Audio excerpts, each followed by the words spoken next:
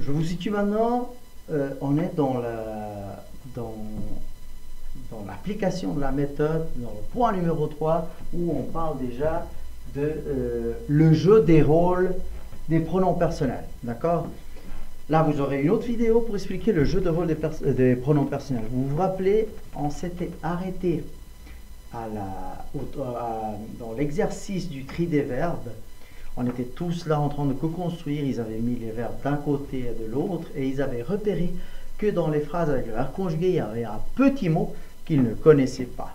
D'accord? On va le présenter maintenant. Je vous rappelle que pour présenter ce petit mot, il doit avoir les prérequis de ce que c'est le déterminant non commun masculin et féminin et de ce que c'est le nom propre. D'accord?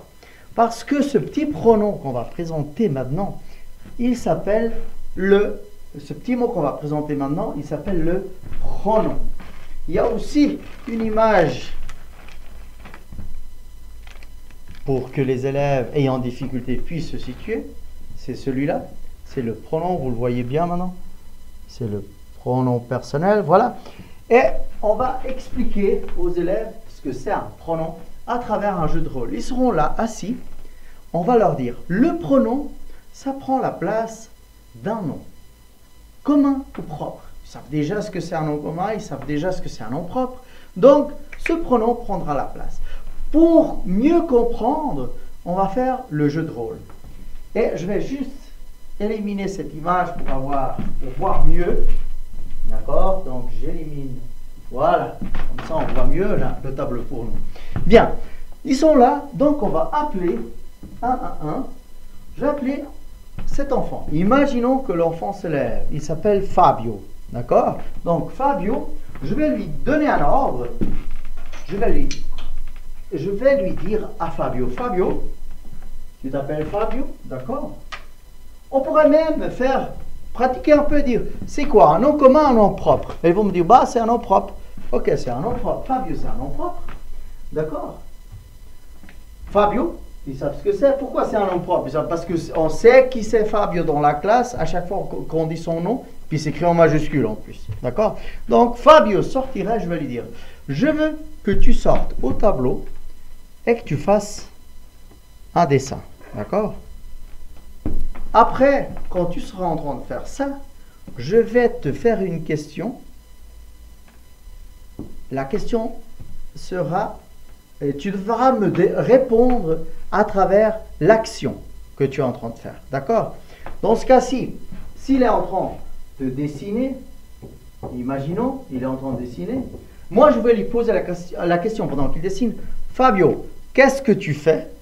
Et il devra me répondre à travers cette action. C'est-à-dire, il dira, il y a eu des cas où ils disent, je suis en train de faire un dessin. Donc là, on reprend, on dit, non, je veux que tu me répondes à travers l'action. On avait fait des gestes d'action de courir et tout ça, non?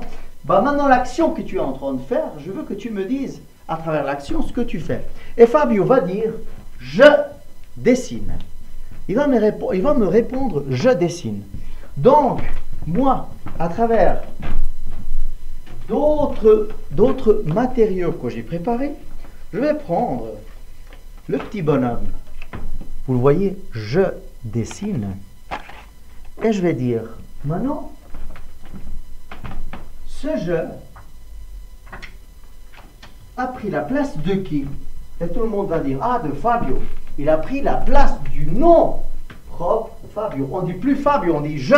Donc, je prends la place de Fabio. D'accord? Dans ce cas-ci, c'est je qui a pris la place de Fabio. Ok? Donc, on va voir, on voit bien que le pronom prend la place du nom. Dans ce cas-ci, d'un nom commun. D'accord? On continue. Et là, on va dire, Fabio, on peut lui dire à l'élève qui est sorti de choisir quelqu'un, n'importe quel sexe, masculin ou féminin, on va essayer de travailler avec les deux.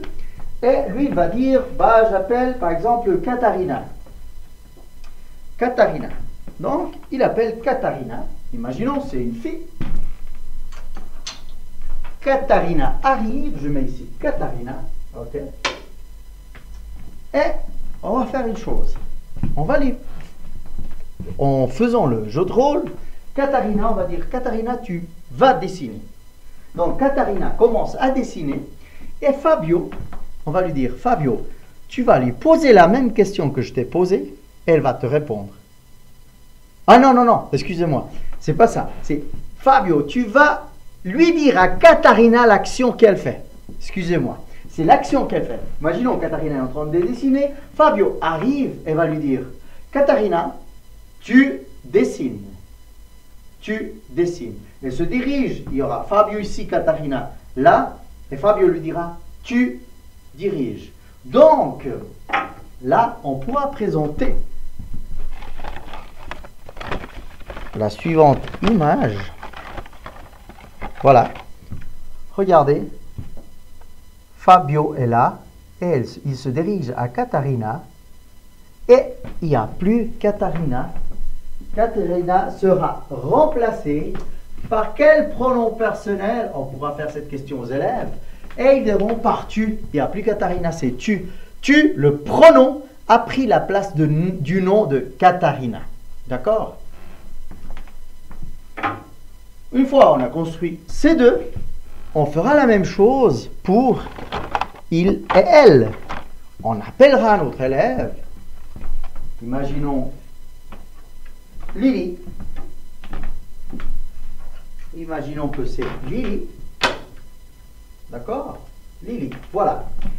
Et on va laisser dans un coin Katharina et puis Fabio et Lily qui est en train de dessiner. D'accord? Imaginons Fabio et Katharina sont là-bas et Lily dessine ici. Et Fabio devra lui dire à Katharina l'action que Lily fait. Et dans ce cas-ci, il va lui dire elle dessine. Elle dessine. Fabio dira à Katharina que elle dessine. Donc, il n'y aura plus de Lily. Pourquoi? Parce que le pronom a pris la place du nom. D'accord? A pris la place du nom de Lily. C'est-à-dire, c'est plus Lily, c'est elle dessine. On pourra construire tout ça avec tous les pronoms. D'accord? Je vais juste expliquer un autre qui est difficile à voir pour les élèves et même à enseigner pour nous. Et c'est le on. D'accord? Imaginons que Katharina, on va appeler un autre élève, par exemple, Sarah. D'accord? On appelle Sarah. Donc, ils sont les quatre ici. Imaginons, on met les quatre ici en train de dessiner. Et puis, c'est Sarah qui va répondre à ma question. Qu'est-ce que vous faites? Et Sarah nous dira, on dessine. On. Regardez bien l'image que j'ai utilisée pour parler de on. Ça, c'est le on et ça, c'est le nous. Vous voyez le nous? Excusez-moi. Voilà, le nous. Regardez le on maintenant. Vous savez, c'est comme le nous, sauf qu'il est encerclé. C'est-à-dire, il y a une personne, on dirait que le on remplace le groupe dessine. Et c'est une personne qui parle, tandis que nous dessinons, on inclut tout le monde. D'accord? Donc, on a décidé de mettre cette image. Si vous avez une autre représentation plus adéquate que celle-ci, moi, je prends volontiers. D'accord? Moi, on a pensé à plusieurs et on s'est dit, écoute, on, c'est le groupe. C'est une personne qui répond par le groupe. Donc, imaginez Sarah qui se retourne et elle nous dit, on dessine. Donc là, qui serait remplacé par on? Ça serait Sarah, Fabio, Lily et puis Katharina. Donc, le pronom personnel on remplacera à Sarah, à Fabio, à Lily et à Katharina. Il n'y aura plus les noms propres et si le pronom qui prend la place du nom. Donc, vous voyez qu'on peut travailler il au pluriel, il au singulier, elle au pluriel, vous aussi, d'accord? On peut le travailler, l'image de vous serait comme ça, d'accord? À chaque fois, on demandera aux élèves de sortir et on leur posera cette question.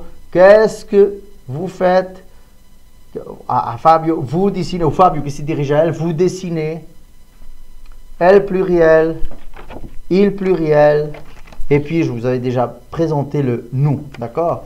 Ce qui est très important, c'est de construire ce savoir avec eux, mais on pourrait aussi faire un exemple du pronom qui prend la place d'un groupe nominal. C'est-à-dire, au lieu de Lily, on va montrer une fille, une image d'une fille, la fille, on ne la connaît pas, et puis on va montrer l'image de la fille en train de dessiner, et on leur demande, qu'est-ce qu'elle fait? Qu'est-ce que la fille fait?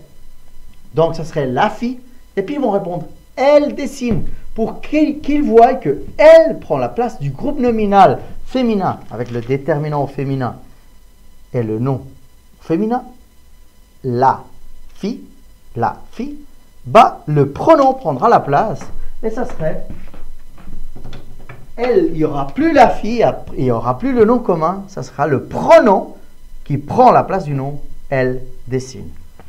En construisant ce savoir avec eux, on l'a utilisé dans plusieurs classes, ça se passe vraiment bien, ils comprennent, évidemment, je ne vais pas vous dire que pendant qu'on la construit, il va avoir des doutes, ils vont vous poser des questions, mais c'est juste quand ils comprennent, quand ils ont manipulé, ils ont construit, ils ont vu que ce pronom prend la place du nom, et ils comprennent pourquoi on l'appelle pronom, parce que ça prend la place d'un nom. Et puis on s'aide du visuel, et puis de la mimique, de Fabio qui est en train de dessiner, de Lily qui est en train de dessiner, de Sarah qui est en train de dessiner.